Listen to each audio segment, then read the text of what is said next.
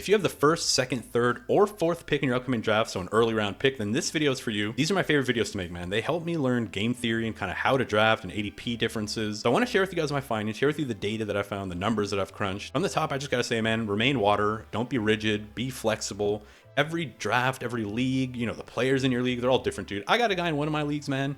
He'll take a QB in round 1. He gives no fucks, dude. 0 fucks are given from this guy. So he ruins the draft board. So you have to adapt to stuff like that, man. Adapt these strategies. I'm Ron from Never Lucky Fantasy Football. Welcome. We know ball here. We just have 0 luck. And let's hop into this video. We're going to start from the top with Ryan Heath, who wrote an article called The Anatomy of a League Winner. It's one of the best articles in the summer. It honestly should not be free. What he did was that he defined what a league winner is. He essentially looked at where league winners are found, what rounds they're found in. And you can see that the data shows us a couple of rounds for different positions where we can find league winners. That's essentially our goal in fantasy draft. And we see that running backs, most of them are found in round 2, round 3, round 1, and round 4. After that, there's a big drop off. With wide receivers, the biggest edge is rounds 1 and 2. Tight ends, a little bit skewed because of Travis Kelce. 50% are in round 2, but then there's some guys later, right? 10% in round 14, 18% in round 6. So there's value across the board. Quarterback is one of these strange ones where if you look at the last maybe like 3 years, most league winning quarterbacks are happening in rounds 3 and 4. And then you can find some guys later. Now, the league-winning quarterbacks, the rushing quarterbacks like Jalen Hurts, Josh Allen, Lamar Jackson, they're a lot more predictable now. We know that these guys are going earlier in drafts, so we know that if we take them, there's a higher chance that they're going to return value. In the past, taking a QB early wasn't really that smart of a thing because we didn't really know who was going to hit that, 50 touchdown, 5,000 yard mark. Now we have rushing quarterbacks and everything's a lot more predictable. We can now take one of these rushing quarterbacks and there's a high likelihood they are going to be a league winning quarterback.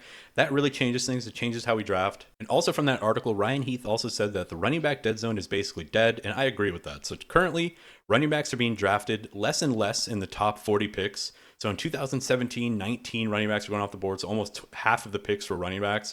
Now it's 15, which is a 20% reduction, which means running backs are being pushed a little bit further down, which in my opinion, based on the chart, that most league-winning wide receivers are found in the first and second round, while running backs are being found in the second and third round, and fourth round even, we probably want to go wide receiver heavy early. So instead of just giving you guys one strategy that you can use, I want to show you 3 mock drafts where I kind of put this thinking into practice. And in the first one, we're drafting from the 2 spot. And based on everything I said, this is how I predict or how I'm going to be targeting my drafts. I'm taking CeeDee Lamb at the 2 because he's my second highest ranked player after Jamar Chase. This is for half PPR and full PPR.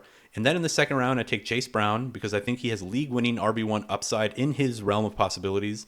I come back around in the third round, and this is where I want to test taking the quarterback early, one of those league-winning quarterbacks. So I take Jaden Daniels. And then in the fourth round, because I know I'm going to pick again in the 5th round, I go with Trevion Henderson to make sure I don't miss out on him because I'm really high on him. I think he's a very explosive player that can really return value as like somebody you can throw in your flex, you can throw in your starting RB position. There's a lot of flexibility with Trevion Henderson, in my opinion, as a receiving back. Because I know that in the 5th round, I'm going to take Teteroa McMillan. Now through 5 rounds, I have 2 wide receivers, 2 running backs, and a league-winning quarterback, in my opinion. This is the perfect type of build that I like to build for the early rounds. You know you're going to get the Chase Brown, the Kyron Williams, maybe even a James Cook at the back end of the second, early third, and you know you have a pretty good shot at getting one of those league-winning quarterbacks. That's why when you're drafting early, I think taking one of the early quarterbacks makes a lot of sense. And then we see throughout the rest of the draft, I make sure to fill my flex spot. So I take Jalen Waddle in the 6th round. I get Tyrone Tracy. I wanted to have a little bit of depth going into like the 10th plus round where I knew I was going to be shotgunning running backs by that point. I knew I was going to go with guys like Tank Bigsby, Eckler, Braylon Allen, Bashal Tune if he would have fell. I was just going to be spamming RBs at the end of the draft because I did go wide receiver heavy early, which is typically how I like to build my teams. I want to make sure that by like round 9, I'm pretty much done with wide receivers. Like maybe I'll take some late guys like a Cedric Tillman, like a Kyle Williams, but I'll only really take the guys that do have that upside. Not your boring older players like Keenan Allen, Adam Thielen, Rashad Bateman. I'm going for upside. Here's a second mock draft where I draft from the 3 spot, and this time I decide to go with Jahmyr Gibbs. So I go with Gibbs at the 1-3. I swing back around and I see Tyreek Hill still on the board, so I take him for a little bit of more upside. In the 3rd round, again, I go with Jaden Daniels because as I mentioned in these early picks, it is advantageous to get one of those early QBs. Now, what I could have done is I could have taken Lamar Jackson instead of Tyreek and then just settled for whatever wide receiver falls to me in the 3rd round, right? It could have been Jackson Smith and Jigba. It could have been maybe even T. Higgins, but I see Tyreek Hill as like the last guy with this like league winning upside, right? So if I'm going to take a wide receiver in the second round, I want to try to make sure they have some league winning potential, right? And after Tyreek Hill, the tier kind of ends where you're getting like solid wide receiver ones, maybe top 12 guys. I don't know if they have like overall wide receiver one. I don't know if they can be a wide receiver one overall, right? I don't know if Lad McConkey can be the wide receiver one. I don't know if T. Higgins can. I don't know if Jackson Smith and Jigba can. While Tyreek Hill, we've seen it, right? We know he can do it. And he's still quick. He's still fast. He still has Tua. He's still on a Mike McDaniel offense. That's why I did that. And I'm still happy with Jaden Daniels. Even though I don't get Lamar, I'm happy with Jaden. Then in the fourth round, I swing back around. I take DK. I take RJ Harvey for some rookie upside. So now I have 2 RBs, 2 wide receivers, and a quarterback yet again in this draft. So we see that the plan, the rest of the draft, is essentially spam wide receiver until the end. So I go with Roma Dunze in the 6th round. I take Mark Andrews in the 7th round. I usually wouldn't do that. I'd usually wait and get somebody in like the 11th round, 10th round. I'm like, you know what? Let me see how my team looks. If I solve that tight end position now, then I don't have to worry about either the quarterback or the tight end the rest of the draft. I then go on a little bit of a wide receiver run. I take Khalil Shakir. I take Juwan Jennings. I take Trey Harris. I now have Tyreek, DK, Roma Dunze, Khalil Shakir, Juwan Jennings, Trey Harris. Instead of Khalil Shakir, I could have taken Jaden Reed. I could have taken Emeka Egbuka or Matthew Golden. There's a lot of guys that I really like, but I wanted to show you guys kind of how different teams that look different. I don't always want to go for the same guys. And then pretty much from the 11th round through the 14th round, I'm taking Bigsby. I'm taking Braylon Allen. I'm taking Kroski. I'm taking Taj Brooks. These are high upside running backs that could get work. They could win the starting job. Maybe if the guy ahead of them were to get injured. I mean, Ja'Cory Kroski Merritt just came up. I did this draft like 2 days ago before the Brian Robinson trade. So I would have been really happy if this was a live draft, right? Because now I'm sitting on Ja'Cory, who's now potentially a starting running back, man, or at least in a committee, at least near the top of the committee, maybe. We don't really know yet. And now let's look at the 4th pick. So I'm drafting from the 1-4. Again, I go with CeeDee Lamb, and I wanted to try and go RB heavy and see how late I can then wait on RB. So I pretty much triple tap Bucky Irving, James Cook, and Kenneth Walker in the next 3 rounds. I now have 3 starting running backs that are all starting caliber running backs, in my opinion. Kenneth Walker, we're a little bit sketched out about the Zach Charbonnet thing. I then spam wide receiver in those middle rounds. I'm pretty much always going wide receiver heavy between rounds 5 and 8. I go with Jameson Williams, Jalen Waddle, Rome Odunze yet again.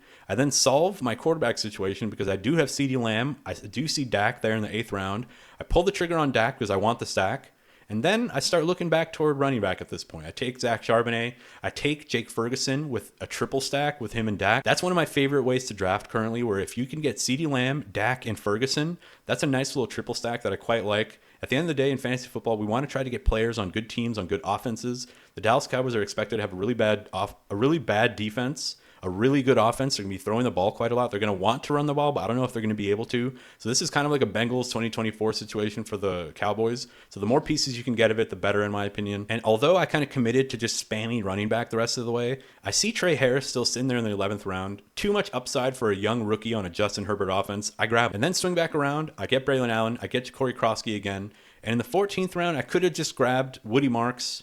I could have just grabbed Taj Brooks or something if he was still on the board. I don't even know if he was. But I'm like, you know what? I'm going to take my boy, somebody that I've been touting the entire offseason. I've been saying we should go out there and draft him. I take Cedric Tillman with the last pick in the draft. Really happy with the way that this team turned out. I have a lot of really good, I have a hero wide receiver in Lamb that's going to carry my team, hopefully. I have 3 really good high upside younger wide receivers in J-Mo, Jalen Waddle, Rome Odunze. I get Trey Harris for another late round pick. And I think at the RB position, I'm also pretty strong, right? Bucky Irving, James Cook, Kenneth Walker, Zach Charbonnet if Kenneth Walker goes down, Braylon Allen if Breece Hall is trash and they trade him, Ja'Cory Kroski looks like he's the head of the committee, right? These are 3 mock drafts, guys. If you can execute it this way, if you want to go QB early, this is how I would construct it. If you want to go RB heavy, this is how I would construct it. But either way, man, you want to make sure you have wide receivers through your flex by round 8. By round 8, try to have, if you're in a 2 flex, 2 wide receiver league, try to have 4 wide receivers. If you're in a 3 wide receiver, 1 flex, try to have 4 wide receivers. If you're in, 2 wide receiver, 1 flex, 3 wide receivers through 8 rounds is how I would do it. I would then fill my roster. Make sure you have a good QB, a good tight end, because, the less players you start, the more you want to fill out your team rather than fill out your bench. So those are my general tips for picks 1 to 4, man. Hope you guys liked this video, man. Hope you enjoyed it. Hope it helped you with your picks 1 to 4 and how to draft a good, balanced team. Stay water. Stay flexible. Make sure that you take what the draft gives you, take what the board gives you. And if you guys found this helpful, man, the freest way, the best way to show support, just like the video, give me a comment if you're interested. And if you guys want a little more help, man, I have a draft guide. It's $5 on Patreon, less than the cost of 4 eggs in the United States. It would really help your boy out. It would really help a solo creator. I have my rankings, my O-line report, my handcuff report, team projections, offenses to target, defenses to target. All that stuff included for just $5. You get everything. You're going to get in-season help from me. Who do I start? Who do I trade for? Waiver wire pickups, everything. You guys are going to get prio. You guys are going to get inside access, Discord, all that good stuff. It'd be the best way to show support to a solo creator just trying to make fantasy this thing. And anyway, that does it for this video. I will see you guys in the next one.